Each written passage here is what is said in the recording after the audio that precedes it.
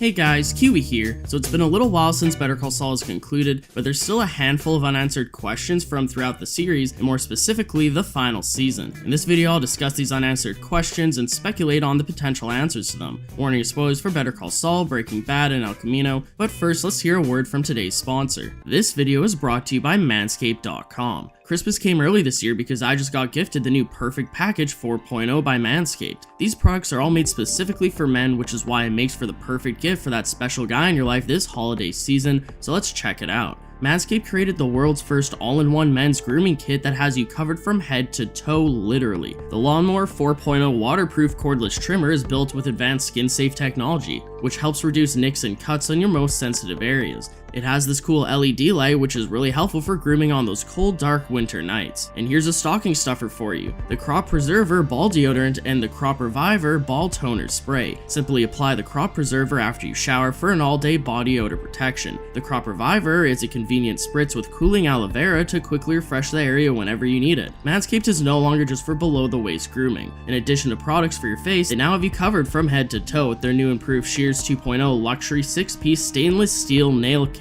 These are all extremely high quality and durable, and I'm specifically a big fan of the design for their nail clippers. Every guy out there needs to add Manscaped to their wish list this season. If you've got a special man in your life that's been extra good this year, make sure you get him the Perfect Package by Manscaped. For a limited time, you'll also get 2 free gifts: the Shed Travel Bag and the Manscaped Anti-Chafing Boxer Briefs. That's a gift on top of a gift, which pretty much makes you the best gift giver of all time. Don't wait, go to manscaped.com and use my promo code VIVIDKIWI to get 20% off plus free international shipping, plus 2 free gifts. Manscaped, always use the right tools for the job. Thank you so much to Manscaped for supporting the channel by sponsoring this video, and speaking of which, let's jump right into it. So there are a lot of questions in regard to how Saul got certain items that fully flesh out his Saul Goodman persona during the end of episode 609 after Kim left Jimmy, which pushed him into the full-on Saul mode for years to come. Now, since Kim left not only Jimmy and everything related to their cons, but also her life in Albuquerque as a whole, including her life as a lawyer, Kim never accepted any Sandpiper money, leaving it all to Saul, as we heard in episode 612 when Kim was at Saul's office signing their divorce papers. Hey,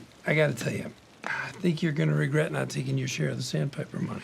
Although we never actually see Saul accept the Sandpiper money, it's implied that when he did, it helped pay for a ton of Saul Goodman's things that are iconic to his character going into the Breaking Bad timeline. First off, it's implied that Saul used the Sandpiper money to purchase the Breaking Bad mansion that we see him living in at the end of 609, along with finalizing the renovations to his office that finally turned it into the famous Cathedral of Justice office that we all know and love from Breaking Bad. Speaking of Saul's office, although we never see him outright purchase the Statue of Liberty blow-up that stands tall on his roof, the show definitely implies how he acquired it. We saw the Kettlemans with it during episode 602, so I assume that after Saul got the Sandpiper money, as he was finalizing the renovations to his office, he remembered the blow-up that the Kettlemans had and went back to their office one final time to purchase it from them. Although it's possible that Saul just bought it off of them for a large sum, I can only imagine how this confrontation would have went down after the way that Kim scared them in 602. As we learned from that altercation, sometimes Saul using the carrot method on the Kettlemans isn't always enough, and that you need to grow backbone and use the stick method on them in order to get them to do what you want. I assume that when Saul went to go purchase the Statue of Liberty inflatable from them, he could have either doubled down on Kim's threats to them in 602 and or bribed them with the idea that as long as they sell him their Statue of Liberty inflatable, he'll leave them alone from now on, finally cutting ties with them once and for all. I could see the Kettlemans selling the inflatable for enough money dangled in front of them, but that they'd also want some assurances that Saul and or Kim would never bother them for anything again. Another thing that Saul Goodman must have bought with the Sandpiper money is his flashy white 97 Cadillac DeVille that he drives around in during Breaking Bad, which we see as of the 609 flash forward. It's interesting how Kim planted the seeds in the season 6 premiere for what Saul would eventually turn into, including the Cathedral of Justice office, along with Saul driving a flashy car, only for Kim to not be around in his life anymore by the time that he actually accomplishes them. Don't you think Saul Goodman would drive something with a little more flair? And Saul Goodman has a Cathedral of Justice. Oh, a Cathedral of Justice. Okay, yeah. What do you think? Pretty great, right? Yeah, it's Yep. We always wondered how Saul would get his Cadillac, with fan theories arising around season 5 over the idea that maybe Saul was given it as a gift from Lalo and or the cartel in general due to being a cartel lawyer in season 5, especially after seeing that cartel stash house near the end of the season where the twins picked up Lalo's bail money from, along with seeing it again when Lalo and Nacho went there to get gifts for Don Eladio during a deleted scene from the season 5 finale. Obviously, now we know that none of that ever came true, as Saul just purchased it for himself with the Sandpiper money. It's just kind of funny how for years throughout the run of Better Call Saul we all speculated on and wondered how Saul would eventually acquire his Breaking Bad office, car, etc., when in reality it was mostly all explained away off screen. Another example of this is Caldera's coded criminal contact book, which we know Saul eventually acquires as we saw it left in his Breaking Bad mansion and being thrown out during the 601 flash forward. We see it during episode 606 and get given exposition of Caldera selling it to the highest bidder due to retiring from the game, and we also get teased that inside the book is Ed the Disappear's contact card. Now, just like with the Statue of Liberty inflatable, we see the origins of it, knowing that one day it'll be Saul's, but we don't actually see him acquire it on screen, and instead just jump forward to after he already has it. This goes without saying, but it's implied that after Saul gets the Sandpiper money, he goes back to Caldera and purchases his coded contact book, which explains how Saul not only got Ed the Disappear's contact card, but also how Saul took over Caldera's job as the main criminal contact connection within the Albuquerque criminal underworld. Although some viewers may be disappointed that we don't actually see Saul acquiring all these things, I agree with the writers in regard to it not being necessary to show on screen. I think that the creators did a great job setting up obvious hints as to how Saul acquires these items and just lets the audience put 2 and 2 together to figure out by ourselves, as actually showing Saul going to buy these items such as the inflatable, the Cadillac, or Caldera's book could be considered a waste of screen time when we can already figure out what happened for ourselves. Next up, I wanted to discuss a few teaser trailers that never actually came to fruition during the final season of Better Call Saul. The first trailer in question is the pre-season 6 Gene teaser, showing a bounty for Saul Goodman for $5 million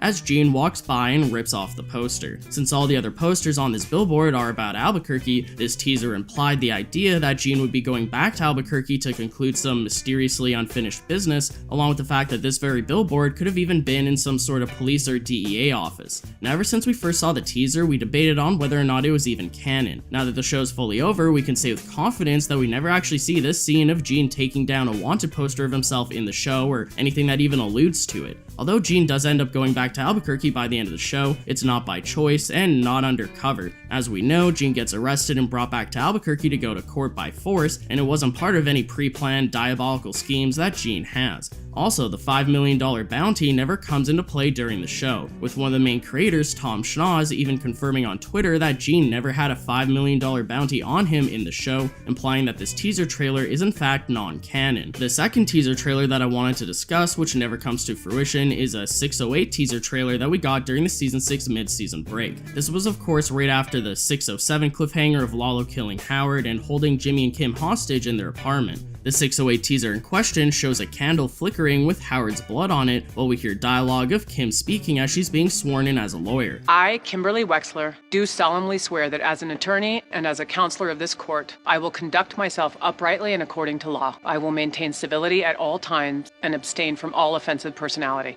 Due to this, we all figured that we'd be getting a Kim flashback to when she was passing the bar and being sworn in, possibly featuring Howard and or Chuck back when they were still alive. This hypothetical flashback could have shown how Howard and Chuck at HHM brought Kim into their lives, and that ever since then she's been, in one way or another, involved in both of their deaths. She helped defend Jimmy against Chuck during the chicanery hearing in 305, in which she's shown guilt for during the back half of season 3, along with obviously being the mastermind behind trying to ruin Howard's reputation in season 6 in order to force Sandpiper to settle. She was obviously more involved in Howard's death than Chuck's. However, with us thinking that this flashback could have happened as the cold open to 608 would have brought a parallel to Kim's past with Howard right after we witnessed Howard's death in the end of 607. Although it was an extremely interesting theory and trailer, this never came to fruition, with us never actually hearing the dialogue on the show of Kim being sworn in as a lawyer or seeing a flashback of it, along with never seeing a flashback of Howard for the rest of the show. So even though we never hear the dialogue from this teaser of Kim being sworn in, we do see the shot of the teaser which features the candle in their apartment with Howard's blood on it. This is obviously symbolism due to the candlelight flickering first when Howard arrived at the apartment, followed by Lalo moments later, with the candle being a signifier of both of their arrivals respectively. Since Howard and Lalo arriving one after another tragically resulted in Howard's death, having Howard's blood splattered on the candle is amazing symbolism for the events of the end of 607, and since this is the shot that we saw in the teaser, it's what made us think that having a flashback at Kim being sworn in with Howard's help could be a clear parallel to Howard's death, along with Kim being partly responsible for it. What I wonder is if this dialogue was ever actually meant to be in the show, or if it was only recorded specifically for this trailer. Is it non-canon dialogue similar to the Gene bounty teaser being non-canon, or did they actually intend on the show having a flashback of Kim being sworn in as a lawyer?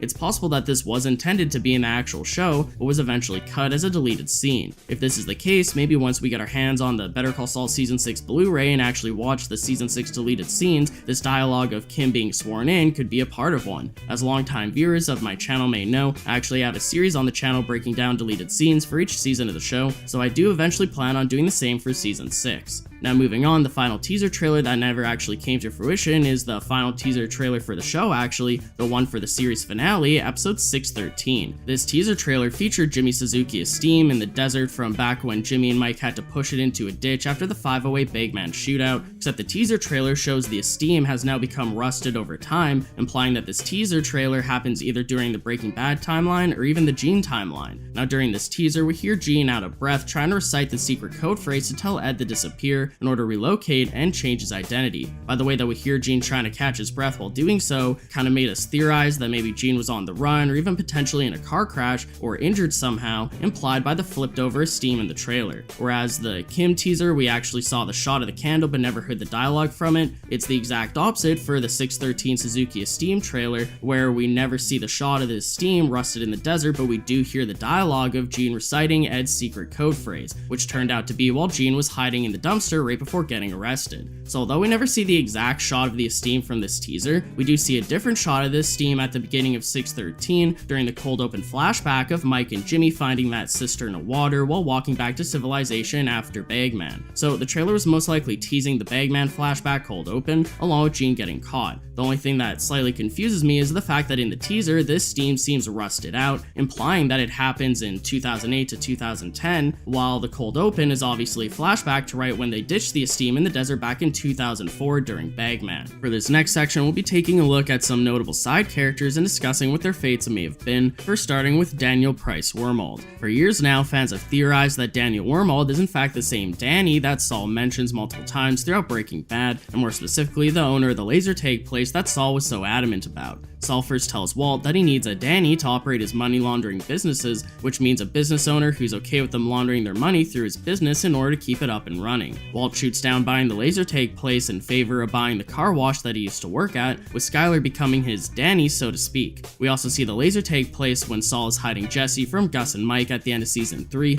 along with in Season 5 as a location that Saul suggests that Walt, Jesse, and Mike should secretly cook inside. So although it's never outright confirmed in either show, after Better Call Saul finished airing, Tom Schnauz confirmed that in the creator's eyes, a Daniel Price Wormald is in fact the Danny that Saul knows from Breaking Bad. I imagine that they floated around the idea of showing Price as Danny during the Breaking Bad timeline, but never got around to it as they couldn't think of a purpose that it would serve within the story. Regardless, it's implied that Saul kept in contact with Price throughout the years as Price eventually opened up a laser tag place, I guess, eventually turning it into one of Saul's many money laundering businesses. Jumping forward to the post-Breaking Bad Gene timeline, when Gene is on the phone with Francesca, she tells him that all of his money laundering businesses were shut down by the police, including the laser tag place, which implies that Price eventually was caught and most likely arrested for money laundering for Saul and his clients. Don't tell me laser tag. Feds found it all, Saul. But how? How about Danny? Or Ira? I mean, any word on those two guys? They have internet where you are? Next up is QB. When did Jimmy meet him and whatever happened to him? Now we saw an extensive backstory for Jimmy first meeting Huel from hiring him through Caldera, but we never see QB during the 2004 Better Call Saul timeline at all. It's implied that QB was eventually hired by Saul between 2004 and 2008, although we never actually see it. As you may know, QB was played by comedian Bill Burr, who turned out to be too busy with his own ventures to reprise his role as QB in Better Call Saul. The creators actually wanted him to return in Season 5, but he was unable to, which is why we instead saw Stephen Oggs reprise his role as Mr. X when Jimmy and Kim needed a PI to find dirt on Kevin from Mesa Verde. Apparently, the creators were also open to the idea of Kubi appearing in Season 6 of Better Call Saul, but as we can clearly tell, that never came to fruition either. Now, during Gene's phone call with Francesca, we may have gotten a subtle nod to the fact that Bill Burr never reprised his role as Kubi, due to the fact that when Gene asked Francesca about Kubi, she has no idea as to what he's been up to. How's Kubi? No idea.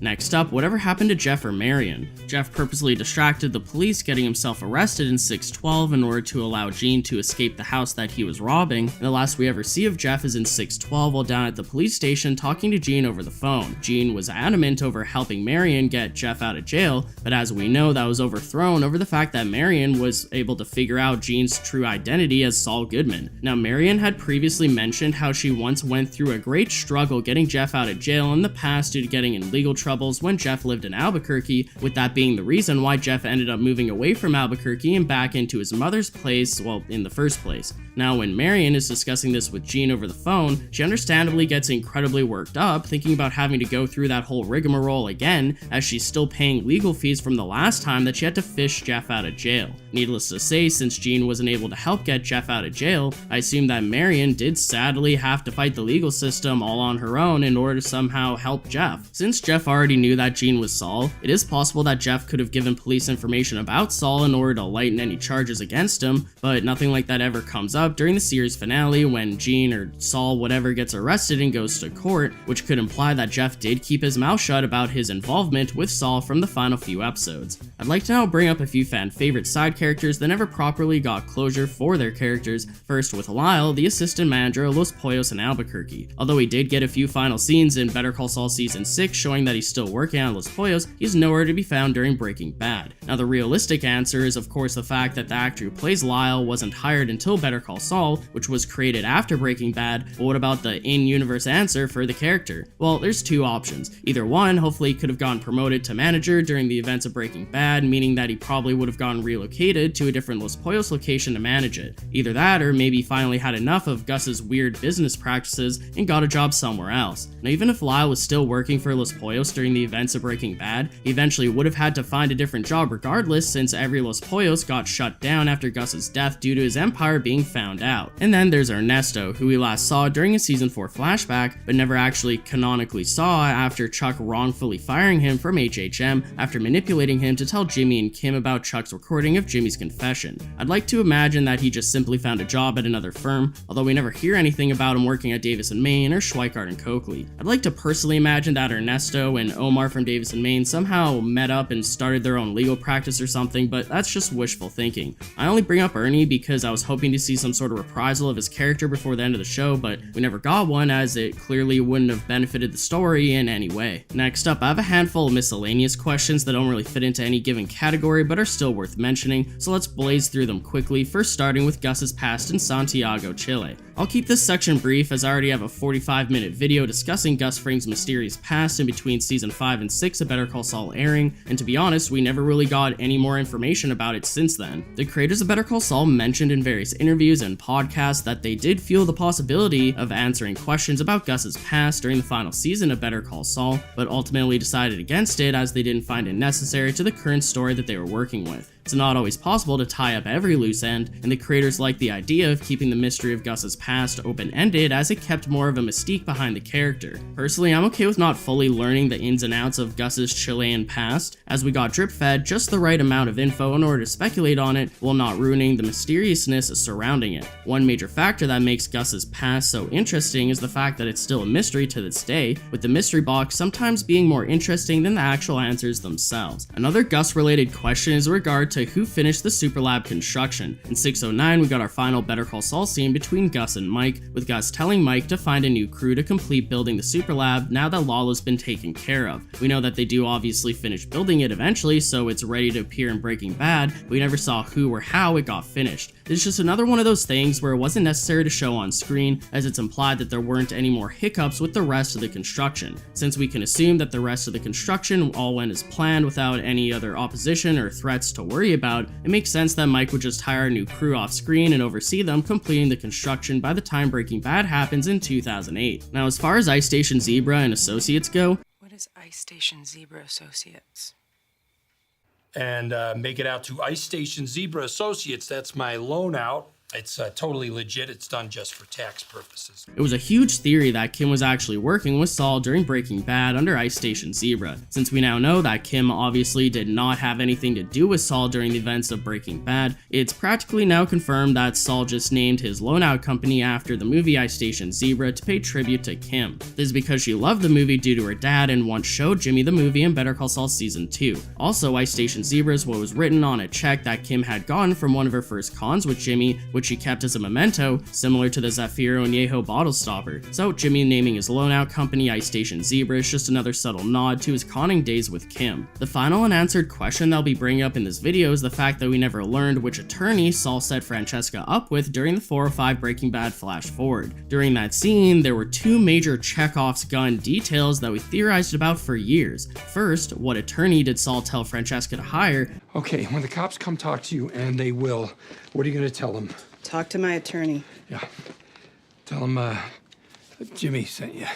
And second, what was the answer to the mysterious phone call that Saul set up with Francesca to happen on his next birthday? Well, the final few episodes of Better Call Saul answered the phone call question, as it was Gene himself who wanted to speak to Francesca and get updates on everything that's happened since he went into hiding as Gene, but we never got the answer as to who Saul got Francesca to hire as her attorney. During that 405 scene, when Saul gives Francesca the card, he tells her to let the attorney know that Jimmy sent her, which implies that the attorney is someone who knew him as Jimmy McGill before he changed his name to Saul Goodman. We know that it couldn't have been Oakley since Oakley was still a prosecutor at the time and didn't switch to being a defense attorney until the Gene timeline, and we know it clearly wasn't Kim since she quit the law. It's theorized that this attorney was supposed to be Howard since they never knew that Howard was gonna die in season 6 back when they were creating season 4 when this scene happened, but since Howard ended up dying in season 6 during 2004, which is canonically before this 405 scene that would have taken place in 2009, the creators must have realized that they couldn't go with their original idea of it being Howard, and so they just left it open-ended instead of trying to figure out some other answer. It's possible it could have been Rich or Cliff, but I kinda doubt it as Jimmy never really left things off positively with either of them respectively, so if it wasn't Cliff, Rich, Oakley, Howard, or Kim, then who else is there even left? Sadly, it's one unanswered question that we may never get a resolution to. Now, if you have any other unanswered questions from throughout Better Call Saul that I didn't mention in this video, let me know in the comments as well, and if there's a big enough list to still discuss, at some point I may create a part 2 to this video.